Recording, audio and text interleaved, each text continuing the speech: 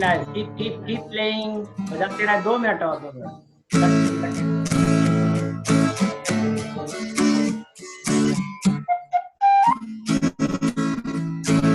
Down down strum करो, down down.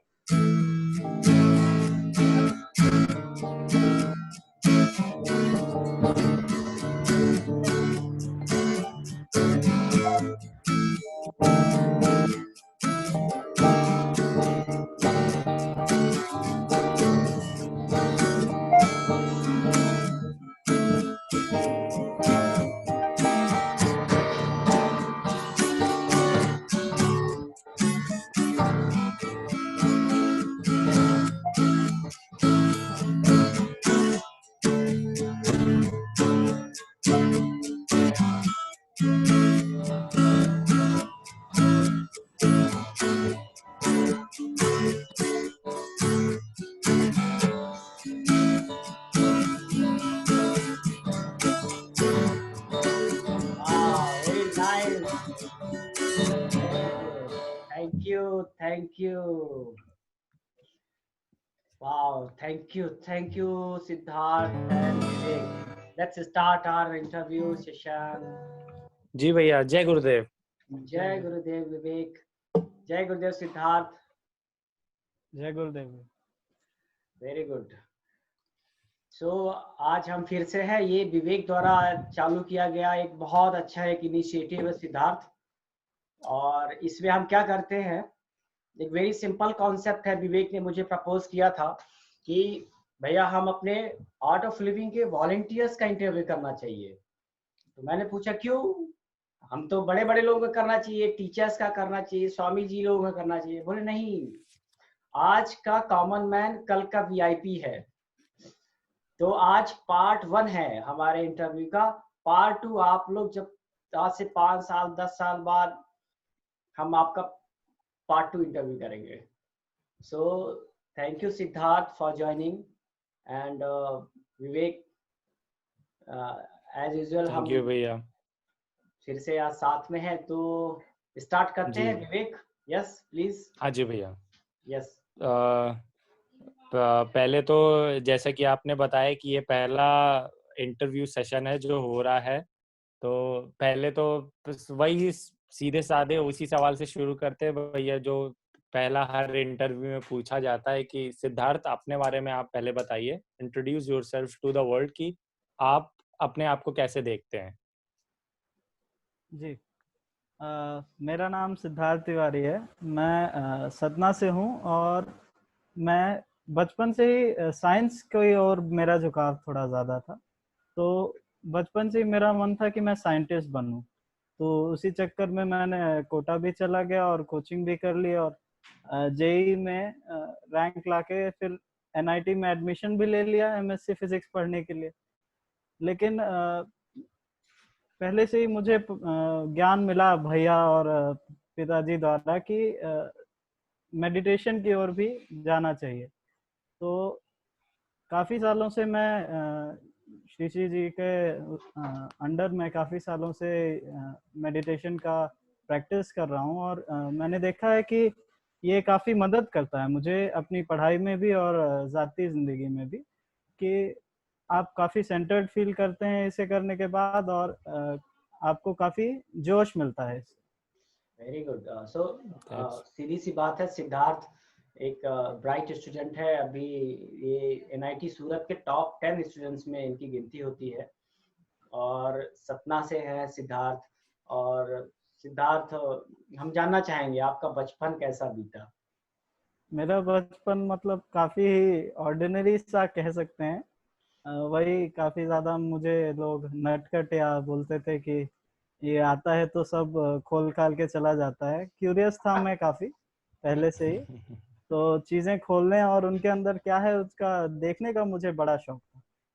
तो ये क्यूरियोसिटी मुझे हो सकता है साइंस की तरफ खींच के ये लाई। कैसे डेवलप हुई सिद्धार्थ, ये क्यूरियोसिटी जानने की चीजें की कैसे ये डेवलप? अंदर से ही ऐसा ख्वाब आता था कि अब मैं सोचूं कि ये काम कैसे करती हैं चीजें। जैसे कोई मशीन रखी हुई है मेरे सामने, वो कुछ काम कर ही रही है, तो अब जानने का मन होता था मेरा कि कैसे ये काम कर रही है। उसी तरह मुझे अभी जब थोड़ा सा उम्र बढ़ी तो ऐसा जानने का मन लगा कि अंदर से कैसे चीजें काम करती हैं, और मतलब ये दुनिया वाह, भीतरी रूप से कैसा दिखता है। तो उस वजह से मेरा इस तरफ झुकाव रहा थोड़ा। स्कूलिंग कैसे रही, कहाँ से हुई? स्कूलिंग मेरी कई स्कूल्स थे। बचपन में तो बोनांजा में था मैं, उसके बाद क्रिस्टकुला ज्वाइन किया मैंने। सतना में ही, एजुकेशन राइट? काफी, सतना में ही, हाँ। राइट। एजुकेशन काफी अच्छी रही, क्योंकि आईसीएससी बोर्ड था इसलिए उनका सिलेबस भी काफी वास्ट रहता था। तो उससे मुझे काफी ज्यादा चीजों के बारे में जानने को पता चला और मेरा इंटरेस्ट भी बढ़ा।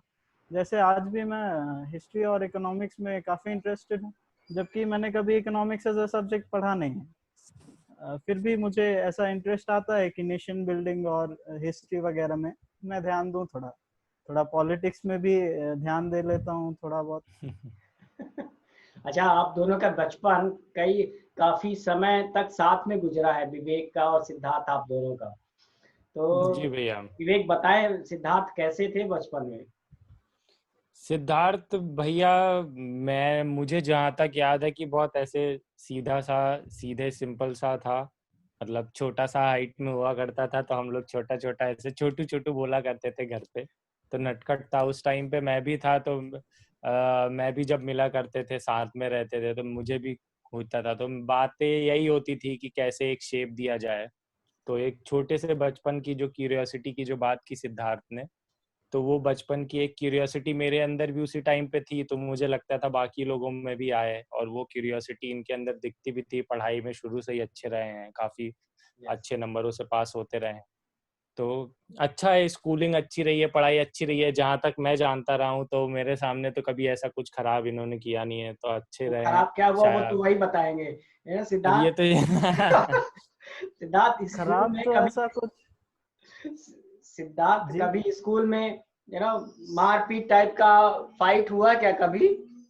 नहीं नहीं नहीं नहीं, मैं मारपीट करने वालों में से नहीं था। एक तो मार खाया मेरा कभी? मेरा स्टैचर इतना नहीं था कि मैं जाके किसी से लड़ूं, तो मैं कोशिश भी नहीं करता था लड़ने की। बातों में वही बातों में सुलझ जाए तो ठीक है। Very good. अच्छा, एक हम लोग कॉमन प्रश्न पूछते हैं, हम लोग सिद्धार्थ, मैं और विवेक ने कई सारे हाँ। इंटरव्यू लिए हैं। तो उसमें यह है कि ना बचपन में हमारी पेंसिल होती थी, हम्म, और पेंसिल ना रबड़ कई बार होती नहीं थी। रबड़ होना बहुत बड़ी बात होती थी, पेंसिल होना बड़ी बात नहीं थी। हम्म। अपने पास रबड़ होना ये बड़ी बात थी। तो कई बार रबड़ नहीं होती थी, तो पेंसिल से फिर आप कैसे मिटाते थे? कई तरीके थे। कभी कभी तो बचपन में बहुत ही छोटे थे तब तो उंगलियों से ही रगड़ लेते थे। थोड़ा सा इधर उधर काला पड़ जाता था लेकिन मिट तो जाता ही था। और अरे थोड़ा सा मुंह में लगा के ऐसे ऐसे करके। अरे नहीं नहीं थूक नहीं, थूक वैसे से। में तो पेपर ही फट जाता था। बहुत ही छोटे थे तब क्या था, वैसे करो तो पेपर ही फट जाता था, तो वैसा तो नहीं किया।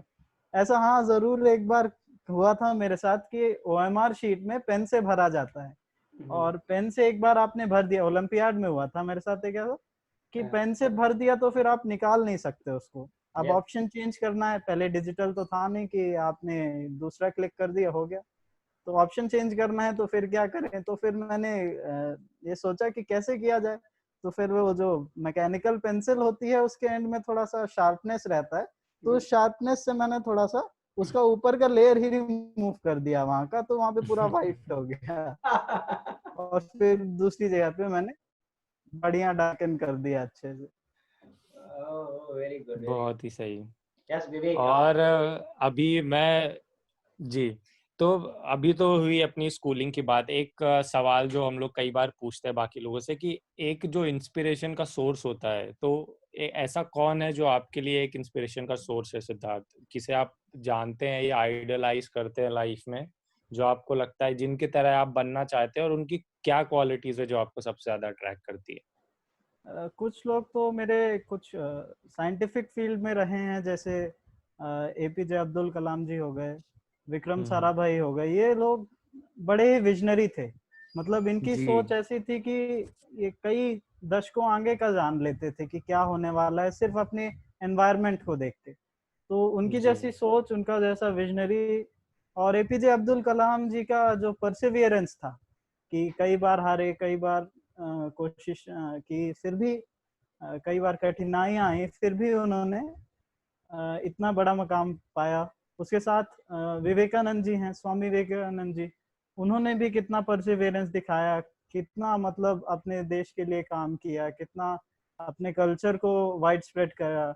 और उनका जो थॉट प्रोसेस था कि मतलब अ, किसी भी चीज से आपको वो नहीं करना है, आप ही ब्रह्म हैं, तो मतलब स्वयं में ही अपने आप को जागृत करें और अपनी शक्ति का ध्यान दे, शक्ति की ओर ध्यान दे, और खुद से ही मतलब महानता प्राप्त करें। तो इस बारे में जैसे कि आपने बताया कि सही बताया कि स्वामी विवेकानंद ने कहा कि अपने शक्ति को जागृत। कई बार क्या होता है कि लोग भटक जाते हैं ये सब करते हुए भी। तो वही उसी सवाल को कंटिन्यू करते हुए कि इन लोगों में से अगर कहा जाए तो ऐसी कौन सी क्वालिटीज आपको लगता है जो आप में है, और अगर कुछ आपको लगता है कि आपके अंदर कुछ कमियां हैं तो वो क्या कमियां हैं जो आप दूर करना चाहेंगे धीरे धीरे समय के साथ? कमियां तो यही कहूंगा कि मैं उतना ज्यादा परसिवियरेंस नहीं है मुझ में। अब कभी फेलियर्स आ जाती हैं तो बुरा लगता है, और कभी कभी तो कुछ लोग, बहुत सारे लोग यहाँ पर हिंदी भी सुनने वाले हैं, तो कुछ कुछ बीच बीच में परसिवियरेंस जैसे हैं तो उनको हिंदी में भी बताते चले। हाँ, तो जैसे कठिनाइयाँ आई तो उनसे आगे बढ़ के, फिर उनसे दुखी ना होकर उनसे आगे बढ़ के आप काम करें। तो कभी कभी नहीं हो पाता ऐसा, कभी कभी ऐसा लगता है कि बहुत बड़ी परेशानी आ गई है, अब इससे आगे कैसे बढ़ेंगे। दृढ़ संकल्प की कमी संकल्प, लगती हाँ, थोड़ी। संकल्प थोड़ा कम हुआ है। थोड़ा सा मुझे लगता है कि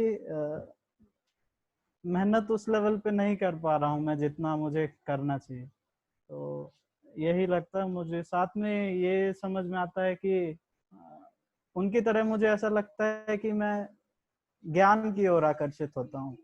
मतलब ज्यादा जानने का मुझे, मैंने जैसा बताया, मैं बचपन से ही थोड़ा सा क्यूरियस था, तो ज्ञान की तरफ मुझे आकर्षण बहुत होता है, जिस तरह इन सभी महान लोगों के साथ।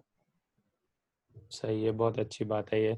और बाकी तो बहुत सारी बातें हैं। और अगर आज से देखा जाए कि आज से 5 साल बाद या 10 साल बाद, तो कैसे इन्विजन करते हैं आप? How do you see your self कि आज से 10 साल बाद मैं एक ऐसे मुकाम पर हूँगा?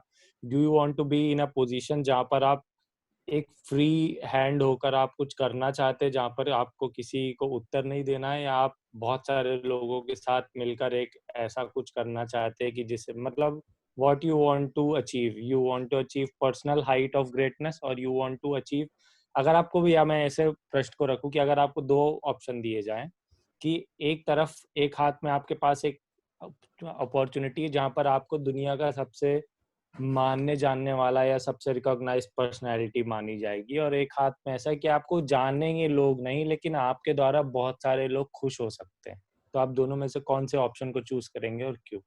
मैं बेशक दूसरा ऑप्शन चूज करूंगा, क्योंकि मतलब फेम जो है, मतलब लोगों के द्वारा जानना, ये तो आप अच्छा काम करेंगे तो ये तो होगा ही। आप नहीं, तो अभी ना दूसरा हो, ऑप्शन में फेम है ही नहीं, फेम नहीं मिलेगा, उसमें है उसमें भी ऑप्शन का कोई वो। दिक्कत नहीं है, क्योंकि कई ऐसे महान लोग रहे हैं जिनको लोग नहीं जानते हैं, फिर भी हम्म। उनकी महानता को तो जानते हैं। मतलब कि उनका जो काम है उनसे तो लोगों को फायदा है, खुशी है। लेकिन तो मैं चाहता हूँ कि ऐसा ना हो कि मैं फेम तो पा जाऊं लेकिन कुछ दिया नहीं लोगों को। तो इस वजह से मैं ये चाहूंगा कि कुछ ना कुछ किसी टीम के साथ मिलके कोलैबोरेशन में, वैसे भी आज साइंस एक कोलैबोरेशन का ही पूरा वो चलता है, आप अकेले कुछ नहीं करते हैं साइंस में, तो कोलैबोरेट करके लोगों के साथ मिलके मैं कुछ बड़ा या कुछ महान करना चाहता हूँ। ये जो एक्चुअली में हमने जो मिशन चालू किया धीरेन भैया के साथ मिलकर, तो ये उसी जो आपने बोला सेकंड ऑप्शन चूज किया, तो उसी ऑप्शन को बढ़ावा देने के लिए है कि ऐसे बहुत से लोग रह जाते हैं जो करते बहुत कुछ है लेकिन पता नहीं चल पाता कि उन्होंने क्या किया है, क्योंकि हर किसी का व्यक्तित्व कभी बयान नहीं, और खुद से लोग बताते नहीं है। तो हम पढ़ते हैं बहुत सारे बड़े बड़े लोगों को और बहुत सारे लोगों के बारे में जानते हैं जो प्रसिद्ध है, लेकिन ऐसा नहीं है कि उन्होंने ही दुनिया में उपलब्धियां लाई हैं या की हैं। ऐसे बहुत से लोग हैं जिन्हें हम नहीं जानते। तो ये एक उसी के तरफ ही हम लोगों का एक प्रयास है कि ऐसे लोग जो छोटे स्तर पर भी काम कर रहे हैं या कि आगे चलकर कुछ करेंगे उनको बाहर लाएं। तो उन्हीं में से एक आपका जैसा इंटरव्यू ऐसे बहुत सारे लोग का हुआ। तो एक सवाल जो ऐसा उठता है कि आपके जो एक जो फ्रेंड होगा, आपके कोई जो दोस्त होंगे, तो दोस्त का नाम लेने की जरूरत नहीं है, या लेना चाहें तो ले भी सकते हैं। तो आपको ऐसा क्या एक क्वालिटी लगती है जो आपका जो बेस्ट फ्रेंड है उसकी सबसे अच्छी क्वालिटी क्या है जिसकी वजह से आपने उनसे दोस्ती की थी? जी, मेरा एक दोस्त है, वो काफ़ी ही मतलब एंटरप्रेन्योरियल है। मतलब वो क्या कहेंगे, एम्बिशियस काफ़ी है वो। चीज़ों को उस तरह नहीं देखता जिस तरह मैं देखता हूँ। मैं तो काफ़ी ज़्यादा, मैं क्या कैसे बताऊँ, प्रैग्मेटिक वे है मेरा देखने का। उसका थोड़ा ऑप्टिमिस्टिक है, वो चीज़ों को थोड़ा सा अलग तरीके से देखता है। तो मुझे लगता है मुझे में वो क्वालिटी भी थोड़ी सी होनी चाहिए। कभी कभी इस तरह रियल प्रैग्मेटिक वे में देखने से भी कई दिक्कतें आ जाती हैं, और ऑप्टिमिस्टिक रहने से भी फायदा मिलता है काफी ज्यादा। तो मुझे लगता है वो उसकी खूबी मुझे काफी पसंद है। साथ में वो काफी ज्यादा एंटरप्रेन्योरियल है, मैंने जैसे बताया। वो नई नई चीजों करता रहता है, हमेशा नई चीजें करता रहता है। उसको आप कभी खाली नहीं पाओगे, कभी ऐसा नहीं होगा उसके साथ कि वो बोर होके बैठा हो। वो कुछ नया करता रहता है। मैं कोशिश नए करता नए हूँ, इंटरेस्ट है। मैं भी कोशिश करता हूँ थोड़ी थोड़ी करने की, लेकिन नहीं, थोड़ा सा अच्छी तो। बात है। धीरेन भैया, आप हैं? हाँ आप कुछ आगे कॉन्वर्सेशन ले जाना चाहेंगे? हाँ, मैं सिद्धार्थ से एक प्रश्न पूछना चाहूंगा। जी सिद्धार्थ, भैया। जी भैया। जीवन के एक पड़ाव में हर व्यक्ति के एक संघर्ष का पल आता है, हम्म। जब हमें लगता है हम सब ब्रेक डाउन हो रहे हैं, सब खत्म हो रहा है। ऐसा पल कौन सा याद करते हैं आप? ऐसा पल तो पहली बार जब मैंने मेंस दिया था, तो मेरा तो कट ऑफ से भी कम मार्क्स आया था। तो मुझे तो ऐसा लगा था कि 2 साल के मैंने स्कूलिंग नहीं की थी। मैं उसमें था, कोटा गया हुआ था, तो स्कूलिंग तो हुई नहीं मेरी 10वीं 12वीं 11वीं 12वीं की। तो मुझे ऐसा लगा कि स्कूलिंग भी छोड़ दी मैंने, और फिर कोटा में आया, और 2 साल के बाद यहाँ कुछ हुआ भी नहीं। तो फिर काफ़ी दुख हुआ उस वक्त।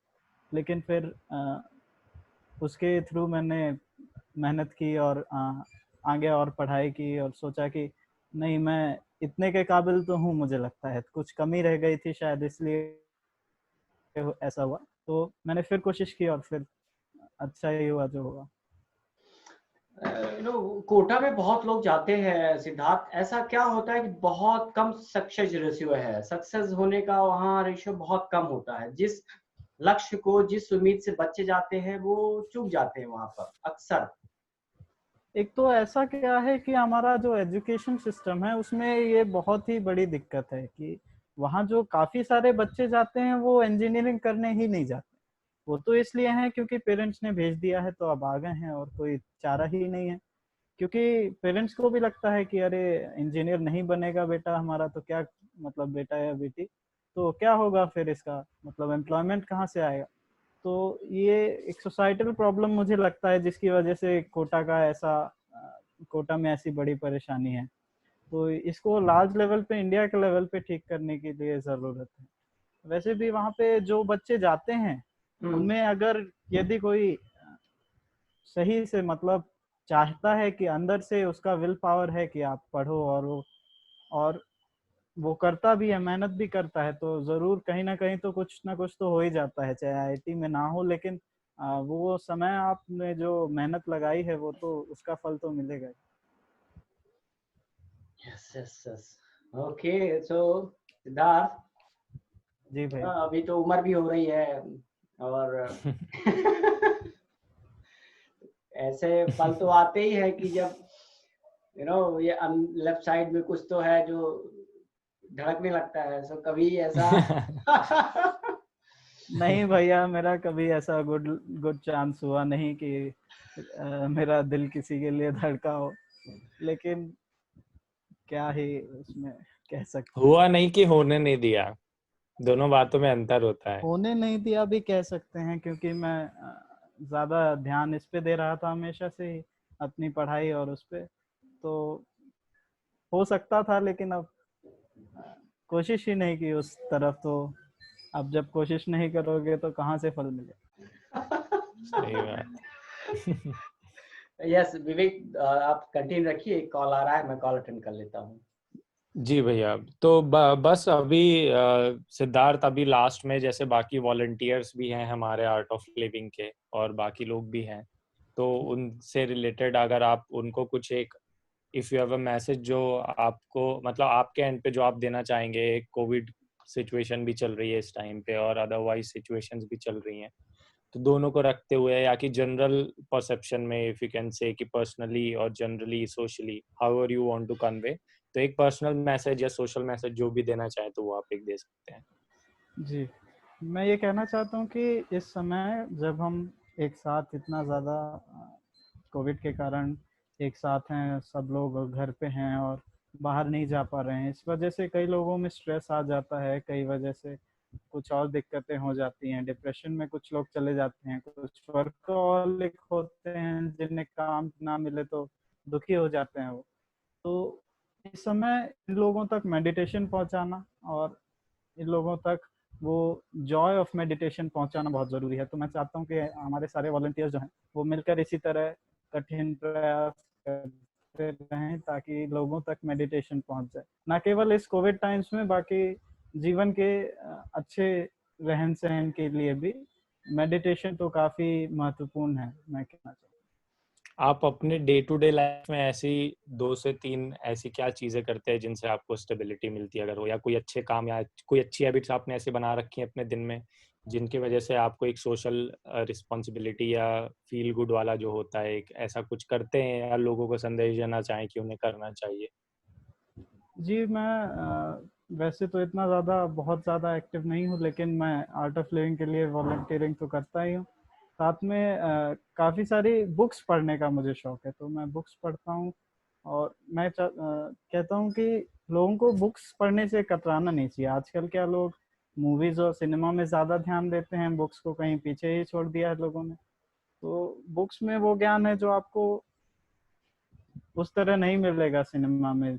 उसमें आप जो डायरेक्टर या जो भी बनाने वाला है उसकी एक इंस्पिरेशन से आप देख रहे हैं, उसकी आंखों के द्वारा आप देख सकते हैं, लेकिन बुक्स में आप अपने अंदर से सच ढूंढ सकते हैं, तो उसमें सेल्फ एक्सप्लोरेशन का भी एक पार्ट हो जाता है बुक पढ़ने से। तो मैं ये कहूँगा बुक्स पढ़ना और काफ़ी ज़्यादा, और संगीत संगीत तो अच्छा है ही, सुनना भी और बजाना भी, क्योंकि संगीत तो डीपली स्पिरिचुअल होता है, तो उससे काफ़ी ज़्यादा फायदा मिलता है। कौन सी बुक पढ़ रहे हैं अभी इस समय सिद्धार्थ आप? अभी तो इस समय संजीव सान्याल की the India in the age of ideas पढ़ रहा हूँ। अच्छा, सही है, बढ़िया है। और कुछ आप लास्ट में बोलना चाहे तो बोल सकते हैं, लास्ट बाकी के फिर। पहले मैं एक क्वेश्चन पूछना चाहूंगा जी भैया। जी भाई। कि देश को और समाज को, अपने देश को आज से कुछ समय बाद, सालों बाद कैसे देखना चाहते हैं, कैसा देश चाहिए? मैं तो चाहता हूँ कि लोग अपने पास्ट और कल्चर को, हेरिटेज को समझ पाएं, क्योंकि आजकल तो लोग काफ़ी ज़्यादा, मतलब हमारा एजुकेशन सिस्टम ही ऐसा है कि जितना ज़्यादा एजुकेटेड होता जाता है आदमी उतना ज़्यादा वेस्टर्नाइज हो जाता है। तो हमारे कल्चर, हेरिटेज और हमारे जो ज्ञान है हमारे साइंसेज में, उसको जाने लोग, क्योंकि यदि उसको जानेंगे तो स्पिरिचुअली भी जोड़ता है वो हमें। मतलब जो हमारे लिटरेचर है, जो हमारे इतिहास है, उससे जो यदि पढ़ेंगे तो आपको ये समझ में आएगा कि किस तरह जो हमारे ऋषि थे वो स्पिरिचुअली जाके अपना वर्ल्ड व्यू देते थे। मतलब उनको पता नहीं था कि मतलब ऐसा माइक्रोस्कोप वगैरह भी, लेकिन वो फिर भी परमाणु की जानकारी रखते थे। तो मुझे लगता है कि अगर स्पिरिचुअली साइंस के वे में आगे बढ़ा जाए और हमारा देश जो है इसमें थोड़ा ध्यान दे, क्योंकि हमारे यहाँ बहुत ज़्यादा ज्ञान है लेकिन उसको कोई, उस पर किसी ने सालों से ध्यान नहीं दिया। तो उस ज्ञान का अगर चर्ण हो, उसका यूज़ हो, तो काफ़ी अच्छा रहेगा देश के लिए भी और विश्व के लिए भी। Yes yes yes. खुद को कहाँ देखते हैं आज से 4 साल 5 साल बाद? अभी तो मेरा वही चल रहा है, अंडर ग्रेजुएट कोर्स ही चल रहा है, तो 5 साल बाद तो मैं पीएचडी कोर्स कर रहा हूँगा और कुछ नहीं। कहाँ से? तो रिसर्च ही करूँगा मैं कहीं से भी, मतलब इंडिया में अच्छे इंस्टीट्यूशंस की कमी नहीं है। आपको फिजिक्स वगैरह में काफ़ी सारे इंस्टीट्यूशंस ऐसे हैं जो अच्छा कोर्स रहता है उनका, जहाँ पे आप पीएचडी वगैरह अच्छे से कर सकते हैं और वेल एक्लेम्ड है दुनिया भर में। ऐसा नहीं है कि आपने यहाँ से कर लिया और कोई फ़ायदा नहीं हुआ। काफ़ी अच्छे इंस्टीट्यूशंस हैं इंडिया में, और साथ में बाहर भी आप जा सकते हैं। बाहर भी काफ़ी सारे अच्छे इंस्टीट्यूशंस हैं साइंस और फिजिक्स के लिए स्पेसिफिकली। ओके। सिद्धार्थ, सबसे बेस्ट फ्रेंड का नाम? बेस्ट फ्रेंड मतलब मेरा एक ऐसे स्पेसिफिक बेस्ट फ्रेंड नहीं है, काफ़ी सारे दोस्त हैं जिनको मैं अच्छा दोस्त मानता हूँ। मेरा कोई ऐसे मैं बंधन में नहीं बांधता किसी को कि अरे भाई तू मेरा बेस्ट फ्रेंड। तो फैमिली में सबसे सबसे ज्यादा प्रिय? फैमिली में तो मम्मी पापा। मम्मी पापा में भी? मम्मी पापा में अब देखिए दोनों की खासियत है, मतलब कि मम्मी ज़्यादा मतलब वो क्या बोलते हैं केयर करती हैं, और पापा थोड़ा ज़्यादा क्या बोलते हैं डिस्कशंस वगैरह के साथ पापा के साथ ज़्यादा अच्छा होता है। पापा से कभी लात घूसे पड़े हैं सिद्धार्थ? हाँ पहले पड़ जाते थे, मतलब लात घूसे तो नहीं, मतलब डांट काफी जोर की पड़ जाती थी पहले। बचपन में तो मतलब क्या क्या कारनामे किए हैं मैं ही जानता हूँ। ओके, सो हम इस आर्ट ऑफ लिविंग का जो मुहिम है, मोमेंट है, उसमें कैसे ज्यादा से ज्यादा लोगों को जोड़ सकते हैं? बस यही है कि उनको रियलाइज़ करें कि इसका कितना ज़्यादा इम्पोर्टेंस है अपनी लाइफ में। हम चूँकि इतनी ज़्यादा भाग दौड़ हो गई है, लोग भूल गए हैं कि शांति से बैठ के थोड़ा सा आराम से आप सांस तो लें अच्छे से, कि आपको स्टेबिलिटी मिले लाइफ में। लोग भागदौड़ में इतना जुटे हुए हैं कि वो ध्यान ही नहीं दे रहे हैं कि बैठ के आराम से सांस भी ली जाए तो भी शांति मिलेगी। लोग हैप्पीनेस के लिए भाग रहे हैं, शांति के लिए भाग रहे हैं, और सांस तक नहीं ले रहे हैं अच्छे से। तो मुझे लगता है ये कोर्स करके हमें फ़ायदा होगा। सिद्धार्थ, जी भाई। तो एक बहुत क्वेश्चन रहता है कि art of living course students के लिए बहुत बोरिंग है, ऐसा वैसा। आप क्या समझते हैं, स्टूडेंट्स के लिए कितना उपयोगी है? नहीं नहीं, बिल्कुल बोरिंग नहीं है। मैंने तो जब मैं 10th में तब किया था तो क्या मज़ा बहुत आया था मुझे। हमारी टीचर थी गरिमा दीदी, वो कोर्स करा रही थी सतना में। इंदौर में तो किए थे, सतना में किए थे? पहला कोर्स मैंने जो यस कोर्स किया था वो सतना में ही किया था। Okay okay. तो वो कोर्स में मुझे काफ़ी मज़ा आया था। ऐसा है कि गेम्स के साथ बच्चों को तो, बच्चों और टीनेजर्स को तो स्पेसिफिकली गेम्स के साथ कोर्स कराते हैं। उसमें गेम्स में ही ऐसी चीज़ें वो मिला देते हैं कि आपको ज्ञान भी मिल जाए और साथ में मज़ा भी काफ़ी आता है। मैं तो सोचता हूँ कि काश मैं अभी 18 साल का होता तो मैं जाके यस प्लस कोर्स और यस 2 कोर्स कर पाता, क्योंकि उनके कोर्सेज में जितना मजा आता है उतना तो बड़े लोगों के कोर्सेज में भी नहीं आता, मुझे ऐसा लगता वेरी गुड। किस तरह की लड़की से शादी करना चाहेंगे? अभी तो भैया कुछ सोचा नहीं है, जब वो समय मेरा आएगा मतलब तब है कि सोचेंगे। हाँ, वो एजुकेटेड कितना हो, तुमसे ज्यादा हो, तुम्हारे बराबर की हो, या अभी तो भैया देखिए कोई भी मतलब अभी मेरा तो अभी कोई दूर दूर तक वो नहीं है, तो अभी तो मैंने बिल्कुल इस बारे में कुछ ज्यादा सोचा नहीं है। हाँ ठीक है, देखते हैं। हम लोग तो अभी पार्ट 2 में भी आएंगे। जी जी। पार्ट 2 तक हो सकता है कि शादी हो जाए। हो हो सकता है, सकता मतलब क्या है। हो ही जाएगी। वही जाएगी। यस सिद्धार्थ, आप अपनी तरफ से कोई एक बात जो हम लोग इंटरव्यू में नहीं पूछा और आप बताना चाहते हैं, आप अपने लाइफ से बस मैं कुछ यही ऐसी बात कहना बताना चाहूंगा कि चाहते हैं सिद्धार्थ, जो हमें पूछना चाहिए था लेकिन हमने नहीं पूछा, और आप बता सकते हैं वो चीज। बस मैं ये कहना चाहूँगा कि जो डिस्कवरी है, जो क्यूरियोसिटी है लोगों की साइंस की तरफ जो होती है, या किसी और तरफ इकोनॉमिक्स या कोई भी फील्ड हो, आर्ट की तरफ भी, तो वो सिर्फ बाहर की ओर नहीं रखनी चाहिए हमें कि हम जानना चाहते हैं कि बाहर कैसे काम हो रहा है, लेकिन हमें अंदर भी झांकना चाहिए और अंदर भी हमें देखना चाहिए कि कैसे ये दुनिया कैसे काम कर रही है, कैसे बना है सभी। तो उस सब को जानने में ये हमारी मदद कर सकते हैं, मेडिटेशन और spirituality in general. Yeah, that's great. That's great. So I think we are done, Vivek, right? हाँ जी भैया। So thank you, Siddharth and Vivek. And thank you भैया। ये बहुत इंस्पायरिंग है, सबके लिए होगा मुझे लगता है सिद्धार्थ का इंटरव्यू।